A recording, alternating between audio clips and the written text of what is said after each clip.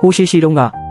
လူတွေနဲ့ troll ဘလူးကြီးတွေဟာငင်းချမ်းစွာအတူရှင်တွဲနေထိုင်ခဲ့ကြဘူးလေဒါပေမဲ့ခရစ်ယာန်ဘာသာဥရောပကိုရောက်လာတဲ့အခါမှာတော့ဒီတန်တာရီတွေကိုလက်မခံခဲ့ဘူးနော်ဝေးဘရင်အိုလက်ဘဝဟာသူ့စစ်တီတွေကိုဆေလွတ်ပြီး troll တွေကိုဂူတွေထဲကနေနေအောင်တွေကိုအတင်းဆွဲထုတ်ခိုင်းခဲ့တယ်နေအောင်နဲ့ထိတွေ့မိတဲ့ troll တွေအားလုံးကြောက်တုံးအဖြစ်ပြောင်းလဲသွားခဲ့ကြရတဲ့စစ်တီတွေဟာ troll တွေတမျှအကုန်တက်ဖြတ်ခဲ့ကြလို့တိုင်းပြည်မှာ troll တကောင်မှမရှိတော့ဘူးလို့ထင်ရလောက်အောင်ကိုဖြစ်သွားခဲ့တယ်ဒီပုံမြင်လေးကိုဖခင်ဖြစ်သူကတမီးငယ်လေးနိုရာကိုအိယာဝင်ပုံမြင်ဖြစ်ပြောပြခဲ့ဘူးတယ်လူဝက်ဆန်းကျဲတဲ့အမျိုးသားတယောက်ဝင်လာလို့နိုယာကအထင်မှားပြီးတိုက်ခိုက်ခဲ့သေးတယ်တကယ်တော့အဲ့ဒါကသူ့လုပ်ဖို့ကင်ဖက်အန်ဒရီယာစ်ကနိုယာကိုအကူအညီတောင်းဖို့လာတာပါလွန်ခဲ့တဲ့3နှစ်ကတောင်းပေါ်မှာ troll ဘလူးကြီးတကောင်ကိုစစ်တပ်ကနှိမ်နှင်းတုန်းကနိုယာရဲ့အသိပညာတွေကကူညီပေးခဲ့ဘူးလို့ပါနိုရာဟာအစိုးရတရဲ့အကျင့်ပြတ်ချစားမှုတွေကိုမကြိုက်လို့နန်းတော်ကနေတားမြစ်မိတ်ထုတ်ခံထားရပေမဲ့အန်ဒရီယာစ်ကသူ့ဖခင်ရေးခဲ့တဲ့စာအုပ်ကိုပြပြီးတိုက်တွန်းခဲ့လို့လိုက်သွားခဲ့တဲ့လျှို့ဝှက်အခြေစိုက်စခန်းတစ်ခုရောက်တော့အေယာမထော်ကြီးတကောင်ကိုမီးချောင်းတွေနဲ့ဝိုင်းပြီးသူ့ဒေသနာလုပ်နေတာကိုတွေ့လိုက်ရတယ်ဒါပေမဲ့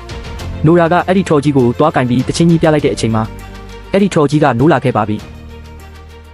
နိုးထလာတဲ့ထော်ကြီးယွန်းဟာစကီးပန်းဖြေစခန်းတစ်ခုကိုရောက်သွားခဲ့တယ်လူတွေပျော်ပါနေတော့အမိုးကိုခွာချပြီးအထက်ကလူတွေကိုဖမ်းဆီးစားတောက်ပါတော့တယ်စစ်တပ်ကလူမီးတွေပါတဲ့ရဟတ်ရင်တွေနဲ့လာတိုက်ခိုက်ပေမဲ့ရင်ကပြက်စစ်တိုင်နဲ့ပြစ်ပေါက်လို့ရဟတ်ရင်တစည်းပြက်ကျပြီးစစ်သားတွေတေဆုံးကုန်တယ်နိုရာကဒီထော်ကြီးဟာအရင်တုန်းက troll တွေလို့မဟုတ်ပဲလူတွေရဲ့နှိပ်စက်မှုကိုခံခဲ့ရလို့လက်စားချေချင်နေတာလို့ယူဆခဲ့တယ်ဒါကြောင့်သူတို့အဖွဲ့ဟာအကူအညီရဖို့အတွက်ရှေးဟောင်းကူတစ်ခုတည်းကိုဝင်သွားခဲ့ကြတယ်အဲ့ဒီကူထဲမှာနိုရာကလွန်ခဲ့တဲ့3နှလုံးတိတ်တဆိတ်လာရောက်ပြုစုဆောင်ရှောက်ထားတဲ့ troll ငယ်လေးတစ်ကောင်ရှိနေပါတယ်နိုရာကသူ့ကိုလှပလေးလို့အမည်ပေးထားတယ်နိုယာကလှပလေးကိုရန်နဲ့စကားပြောခိုင်းမှုစူးစမ်းခဲ့ပေမဲ့ရန်ကလှပလေးကိုတိုက်ခိုက်ပြီးရေခဲရေထဲကိုတွန်းချလိုက်တဲ့လှပလေးကတော့ရေထဲကိုနစ်မြုပ်သွားခဲ့ရပါပြီစပတီတဲထဲကိုဝင်ပြီးအိုလက်ဘရင်ရဲ့ဂူဘေးမန်ကိုရှာဖွေခဲ့ကြတယ်သူတို့ဟာလှုပ်ဝက်တကားတစ်ခုကိုရှာတွေ့ပြီးအထက်ကအိုလက်ဘရင်ရဲ့ရုပ်အလောင်းနဲ့ငွေသားကိုတွေ့လိုက်ရတယ်ဒါပေမဲ့အရေးကြီးဆုံးကတော့ဘရင်ရဲ့အိတ်ကက်ထဲမှာတွေ့ရတဲ့ပျောက်ဆုံးနေတဲ့ troll ဥပဒေအပိုင်းစာပါအဲ့ဒီစာကိုဖတ်ကြည့်လိုက်တဲ့အခါတကယ်တော့အိုလက်ဘရင်ဟာ troll တွေကိုတိုင်းပြည်ကနေမောင်းထုတ်ဖို့သဘောမတူခဲ့ဘူးဆိုတာသိလိုက်ရတဲ့ခရီးရန်တင်းတော်က troll တွေကိုအစုလိုက်ပြုံလိုက်တက်ဖြတ်နိုင်ဖို့အတွက်ဘရင်ကိုတက်ခဲ့ကြတာပါ troll ကြီးရန်ဟာအိုလက်ဘရင်ကိုလက်စားချေချင်တာမဟုတ်ပဲလူသားမျိုးနွယ်တစ်ခုလုံးကိုလက်စားချေချင်နေတာပါနိုယာဟာအရေးကြီးတဲ့လှုပ်ဝက်ချက်တစ်ခုကိုလည်းထပ်မံတွေ့ရှိခဲ့တယ်အဲ့ဒါကတော့ troll တွေဟာရေမုန်း poly water ကိုမခံနိုင်ဘူးဆိုတာပါပဲဒါဟာသူတို့ကိုနှိမ်နှင်းဖို့တစ်ခုတည်းသောနည်းလမ်းဖြစ်လာပါတော့တယ်